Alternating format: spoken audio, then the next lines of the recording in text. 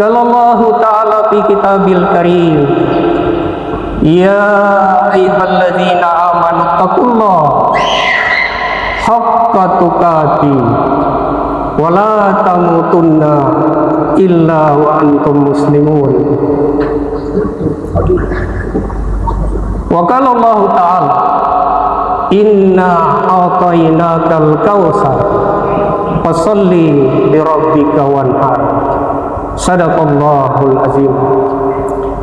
Jemaah yang berbahagia, puji syukur senantiasa kita panjatkan kehadirat Allah Subhanahu wa taala, penguasa alam semesta, yang senantiasa melimpahkan rahmat, kasih sayang dan hidayahnya, sehingga pada pagi hari yang berbahagia ini kalbu kita masih tetap terpanggil untuk datang menjawab panggilan Allah.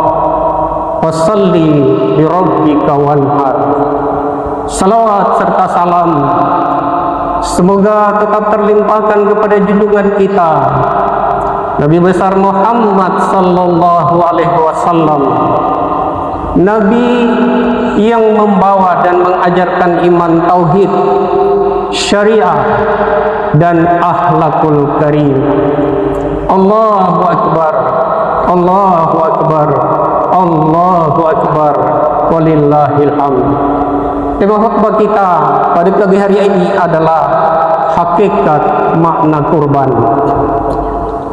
Jemaah itu yang berbahagia, pada mukadimah tadi diingatkan kembali kepada kita semua firman Allah dalam Quran surah Al-Kautsar ayat yang pertama dan kedua, inna a'tainakal kautsar fasalli li rabbika wanhar. Berdasarkan ayat ini, maka Allah Subhanahu wa taala ingin mengajarkan kepada kita 3 poin penting. Yang pertama, kita diingatkan bahwa kita telah berikan nikmat yang banyak. Mata, dengan nikmat ini maka kita bisa menatap alam yang indah. Telinga, maka dengan nikmat ini kita bisa mendengar ayat-ayat suci Al-Quran. Mulut, maka dengan nikmat mulut kita bisa berkata-kata, menyampaikan kebaikan-kebaikan. Kemudian kita memiliki hati, maka dengan hati kita bisa berpikir, merenung tentang hakikat diri. Kita dianugerahi nikmat tangan dan kaki agar kita bisa mengambil, kita bisa berjalan dan bahkan kita berlari. Kita pun dikaruniai oleh kalbu, oleh Allah, sehingga kita memiliki cita-cita, keinginan untuk berkembang dengan sebaik-baiknya. Berbagai macam nikmat Allah Subhanahu wa taala yang dilimpahkan kepada kita sebagai orang yang beriman. Pangkat, kedudukan, jabatan, bahkan harta yang berlimpah-limpah. Maka oleh karena itu Allah Subhanahu wa taala menginstruksikan kepada kita semua sebagai orang beriman, wasalli, laksanakan salat. Oleh karena itu kita salat. Maka dalam perspektif agama, kita diperintahkan untuk berjamaah. Secara syariat ada imam yang menginstruksi kita, memberikan komando, sehingga kita takbir, kemudian kita ruku, bahkan kita sujud sampai kepada salam. Meskipun demikian, sebagai orang yang beriman, pemahaman tentang pelaksanaan salat tidak cukup hanya di dalam tataran syariat yang kita laksanakan, tapi dibutuhkan pemahaman secara hakikat bahwa salat yang kita laksanakan melibatkan tubuh jasmani ini dan melibatkan tubuh rohani kita. Maka ruh bertindak sebagai imam dan jasmani ini bertindak sebagai makmum. Itulah salat yang dikehendaki oleh Allah Subhanahu wa taala. Salat yang tidak fawailul musallin, salat yang mendapatkan ancaman. karena dia memahami tentang esensi. Jemaah itu yang berbahagia, di dalam pelaksanaan sholat yang kita laksanakan, di samping rukun 13, maka ada satu rukun yang tersembunyi, yaitu yang disebut dengan tumak-nina. Tumak-nina di dalam makna syariat adalah berhenti sejenak dari satu gerakan salat kepada gerakan berikutnya. Tapi esensinya, tumak-nina adalah menyadari bahwa yang sesungguhnya melaksanakan salat adalah bukan diri kita, tapi salat itu dilaksanakan oleh Allah, pemilik salat.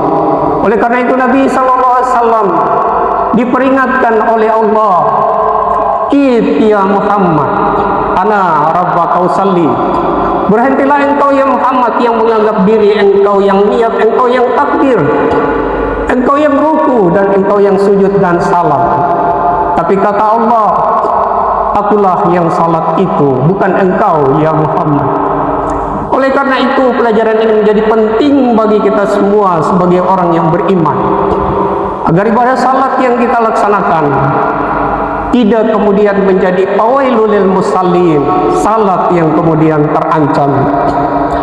Jemaah itu yang berbahagia, kemudian setelah kita melaksanakan salat, kita diperintahkan untuk berkorban.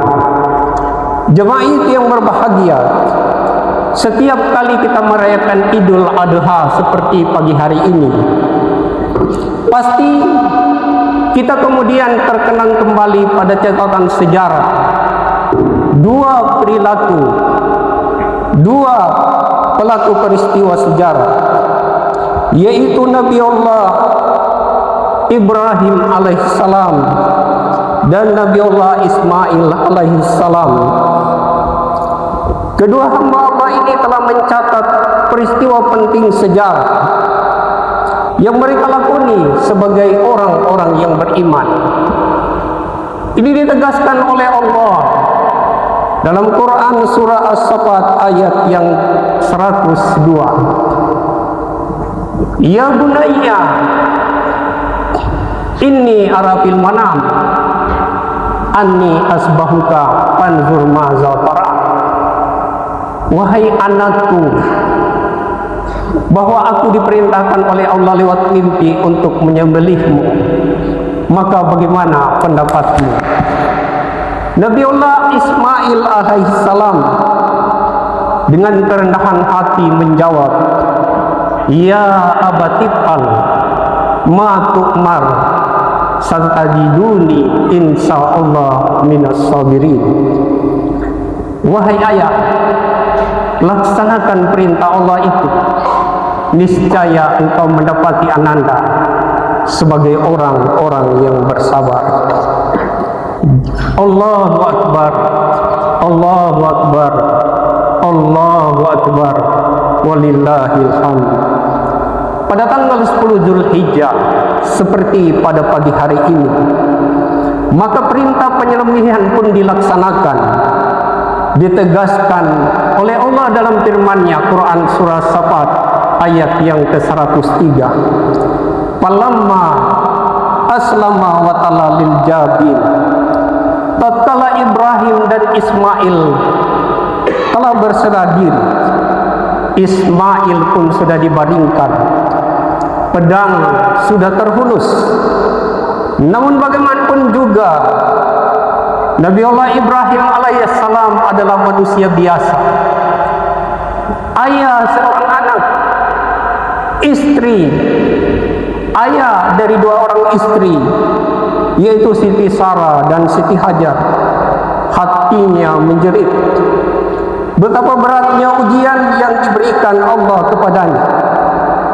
Maka dalam pada itu putranya Ismail dapat menangkap suara hati yang dalam dari ayahnya. Kemudian dia berkata, Ismail berkata, ayah, ikatlah kedua tanganku agar aku tidak dapat bergerak sehingga mengganggu engkau nanti menyembelih leherku. Telungkupkan wajahku ayah di atas tanah, agar ayah tidak terharu melihat keadaanku, sehingga timbul rasa kasih sayangmu kepadaku. Singkaplah bajuku agar tidak kena tetesan darah. Tutuplah mata ayah agar tidak ragu-ragu melakukan penyembelihan. Perkirakan saja pedang itu di atas leherku. Bawalah pulang bajuku untuk kenang-kenang bagi ibuku tercinta, dan jangan engkau katakan kepadanya bahwa engkau telah menyembelihku. Katakan kepada ibuku agar ia tabah dan sabar terhadap perintah ilahi. Ayah, janganlah engkau ceritakan kepada ibuku perihal engkau telah mengikat dan menyembelih leherku. Dan janganlah membiarkan anak-anak seusiaku mendatangi ibuku, sehingga dia bersedih karena mengingatku. Ibrahim sangat terharu menyaksikan kesabaran yang luar biasa dari putranya. Ia kabulkan permintaan anaknya, sedang pedang terhunus di tangannya. Kemudian ia berdoa, Rabbana taqabbal minna innaka antas samiul alim. Wahai Tuhan kami, terimalah korban kami. Sesungguhnya engkau maha mendengar jeritan hati nurani, dan sesungguhnya engkau maha mengetahui apa yang kami tidak ketahui. Al-Baqarah 127. Allahu minka wa ilaika Allahumma taqabbal. Ya Allah, sesungguhnya anak ini adalah karuniamu, dan akan aku kembalikan kepadamu. Bismillahi Allahu Akbar. Atas namamu ya Allah dan atas keagunganmu, terimalah kurban ini sebagai persembahanku. Diayunkanlah pedang yang tajam itu di atas leher Ismail dan menyembelihnya. Pada detik-detik yang sangat kritis, Nabi Allah Ibrahim alaihissalam diseru, wa nadaina ya Ibrahim. Cukup sampai di situ ya Ibrahim. Kad sadaqta ru'ya. Sesungguhnya engkau telah melaksanakan mimpimu itu dengan benar. Inna haza lahuwa bala'ul mubin. Sesungguhnya peristiwa ini merupakan ujian yang sangat berat. As-Saffat 103 sampai 106. Jemaah Id yang berbahagia, peristiwa sejarah yang barusan kita dengarkan tadi mengantar kita kepada sebuah hakikat pemaknaan bahwa esensi makna kurban yang pertama secara syariat bisa kita pandang dari sisi hablum minallah, bahwa kita menyembelih hewan kurban berkaki 4, kita menyembelih kerbau, kita menyembelih sapi, kita pun menyembelih kambing. Ini semua adalah kurban-kurban yang kita berikan dalam pengertian secara syariat, dan ini memberi manfaat kepada sesama manusia di dalam konteks hablu minallah. Meskipun demikian, jemaah beriman yang berbahagia, kita sesungguhnya dituntut kepada yang lebih dalam tentang hakikat makna kurban. Kurban dalam konteks hakikat adalah menyembelih sifat-sifat hewaniah di dalam diri kita. Sifat tamak, rakus, dengki, iri hati, sombong, membanggakan diri, tidak mendengar pendapat orang lain. Semua adalah sifat-sifat hewaniah yang mesti kita bunuh dan kita matikan di dalam diri kita. Dan yang terpenting dari itu semua adalah mematikan dan membunuh sifat keakuan diri kita, sifat yang merasa bahwa kita yang mendengar, padahal sesungguhnya kita mendengar dengan sama Allah Subhanahu wa Ta'ala. Kita merasa kita yang melihat, padahal yang melihat adalah basar Allah Subhanahu wa taala. Kita merasa bahwa kita yang berbicara dan berkata-kata, berpidato, padahal sesungguhnya kita berbicara itu karena kalam Allah Subhanahu wa taala. Kita merasa bahwa kita yang mengambil, berbuat, berjalan, berlari, padahal sesungguhnya itu adalah sifat kudrat Allah Subhanahu wa taala. Kemudian kita merasa bahwa kita yang memahami esensi, padahal sesungguhnya itu adalah sifat ilmu Allah Subhanahu wa taala. Kita juga merasa bahwa kita yang hidup, padahal yang sesungguhnya yang hidup adalah sifat hayat Allah Subhanahu wa taala. Dan kita merasa bahwa kita yang wujud, padahal yang sesungguhnya wujud adalah hanya wujud Allah Subhanahu wa taala. Oleh karena itu, kembalikan diri kita menjadi nol, sehingga tak terpandang diri kita di hadapan Allah Subhanahu wa taala. Itulah hakikat makna sejati yang disebut dengan kurban yang kita rayakan pada pagi hari yang berbahagia ini. Allahu akbar, Allahu akbar, Allahu akbar, walillahil hamd. Jemaah yang berbahagia, apa yang digelar oleh Nabi Allah Ibrahim alaihissalam dan putranya Ismail di dalam panggung sejarah peradaban manusia, ini adalah sesuatu yang sulit diterima oleh akal manusia. Akan tetapi Ibrahim justru menyambut tugas itu dengan sukacita, lantaran dia berkesempatan untuk mengorbankan sesuatu yang paling berharga bagi dirinya sendiri untuk Allah Subhanahu wa taala, sebagaimana diterangkan oleh Allah dalam Quran surah Al-Imran ayat yang ke-92. Lan tanalul birra hatta tunfiqu mimma tuhibbun. Kamu sekali-kali tidak sampai kepada kebaikan yang sempurna sebelum kamu menafkahkan sebagian harta yang kamu cintai. Rasa suka yang dialami oleh Nabi Allah Ibrahim alaihissalam dan putranya Ismail untuk berkorban dilandasi pemahaman yang benar tentang nilai-nilai kehidupan. Mereka menyadari sepenuhnya bahwa segala sesuatu yang ada di dunia ini pasti akan kembali pada Allah Subhanahu wa taala.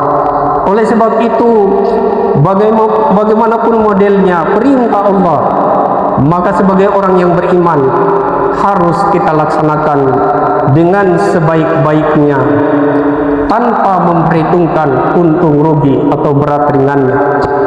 Sikap yang seperti inilah yang menunjukkan jati diri Nabi Allah Ibrahim alaihissalam, sehingga beliau dianugerahi oleh Allah sebagai teladan bagi umat manusia.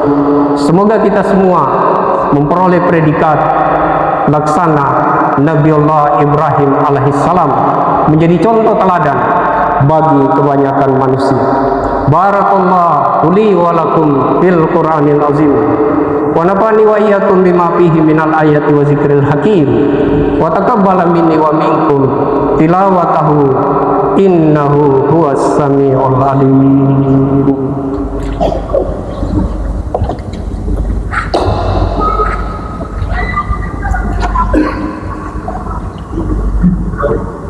Allahu akbar, Allahu akbar, Allahu akbar, Allahu akbar, Allahu akbar, Allahu akbar, Allahu akbar.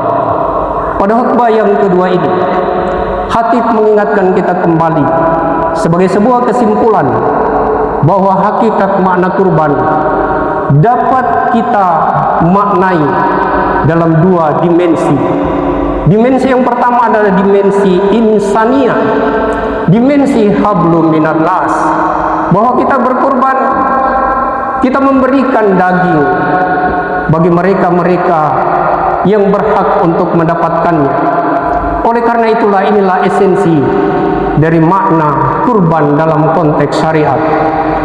Kemudian dimensi yang kedua adalah dimensi ilahiyah, yaitu bahwa kita harus membunuh, mematikan keakuan diri kita, membunuh, mematikan sifat-sifat hewania yang ada di dalam diri, semua sifat-sifat yang buruk, dan kita ganti dengan sifat-sifat mahmudah, sifat-sifat yang terpuji dan diridai oleh Allah Subhanahu wa taala. Itulah sesungguhnya hakikat dari makna kurban yang dikehendaki oleh Allah Subhanahu wa taala.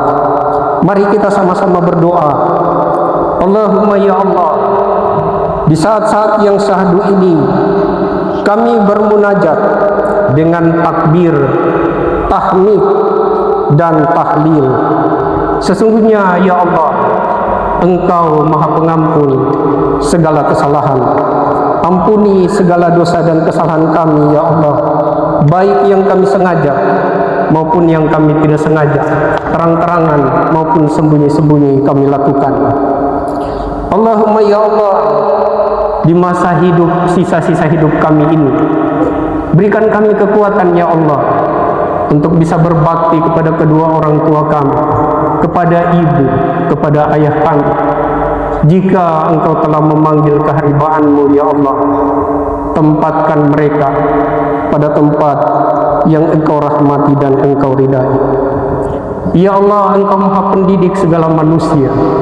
Jadikan kami orang tua, jadikan kami ayah, jadikan kami ibu yang mampu mendidik putra-putri kami agar mereka semua menjadi anak-anak yang saleh dan salihah. Ya Allah, di sisa-sisa hidup kami ini, limpahi kami ya Allah kemampuan dan kekuatan untuk dapat mengenalmu dengan lebih dekat, sehingga kami mendapatkan kasih sayang, mendapatkan rahmat dan ridha-Mu, menjadi hamba-hamba yang kemudian bersih hati dan kalbu, agar kami kemudian kembali menjadi hamba-hamba yang suci bersih, hamba yang Engkau terima dalam penerimaan rahmat dan ridha-Mu. Amin ya rabbal alamin. Assalamualaikum warahmatullahi wabarakatuh.